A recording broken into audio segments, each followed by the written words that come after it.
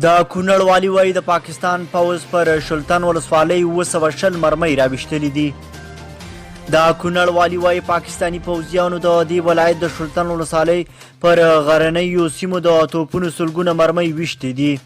عبدالستار میرزاکوال زیاتوي چې د پاکستاني ځواکونو د توپونو ډزې اوس هم د شلتن په ولسوالۍ دوام لري. والي زیاته کړې په تیرو 2 ورځو کې د پاکستان پوځ د شلتن پر ولسوالۍ 220 د توپونو مرمۍ راویشتلي، خو چاته پکې ځاني زیان نه دی اوښتی. هغه وایي د پاکستاني ځواکونو د بریدونو او د ډیورن پر کرښه د هغوی د حرکتونو ټول راپورونه او معلومات یې مرکز کابل ته لیږلي دي.